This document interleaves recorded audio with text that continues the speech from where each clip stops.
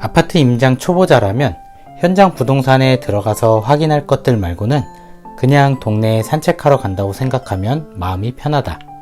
임장 초급과 중급의 핵심을 요약하면 초보는 나라면 여기 살고 싶을까를 생각해보고 임장 중수라면 남들도 여기 살고 싶을까를 생각해보는 것이다. 내 집 근처에 있으면 좋은 것들은 다음과 같다.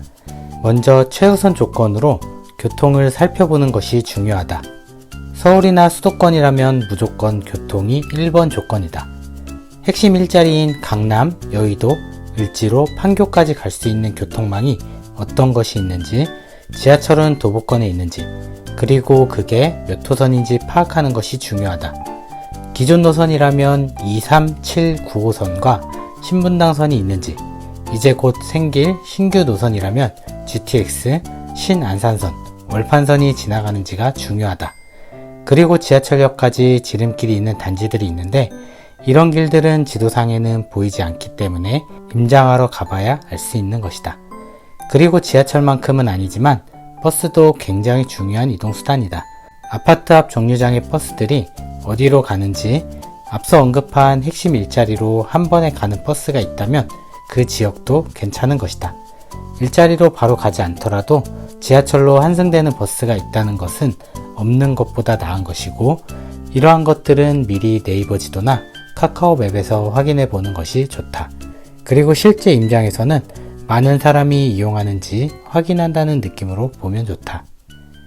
그 다음 중요 조건으로는 아플 때 차를 타고 가지 않아도 되는 거리에 병원이나 약국이 있는지 살펴보는 것이다. 특히 아이를 키운다면 소아청소년과가 근처에 있는 게 정말 큰 장점이다. 그리고 대형마트가 바로 앞에 있다면 좋겠지만 어차피 대형마트는 많은 양의 장을 보기 때문에 최대한 가까운 거리에 바로 장을 볼 수 있는 중소형 마트가 있는 것이 좋다. 은행 역시 요즘은 직접 가는 경우가 많이 줄었지만 그래도 있어서 나쁠 건 없다. 은행이 없다면 ATM이라도 있으면 편하다. 집 근처에 산책이나 운동을 할 수 있는 곳이 있으면 좋다. 작은 공원, 등산로, 유수지 등 집 앞에 이런 시설이 있다는 것 자체가 큰 장점이다. 쇼핑몰이나 영화관, 백화점 등 이런 것들이 집 근처에 있다면 당연히 좋고, 스타벅스나 다이소가 있는지도 살펴보자. 사람들은 스타벅스의 안목을 믿는다.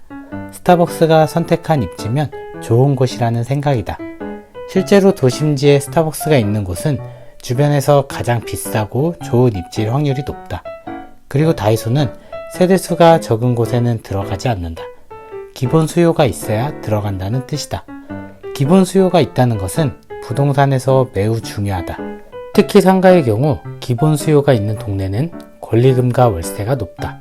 월세가 올라가면 건물의 가격이 올라간다.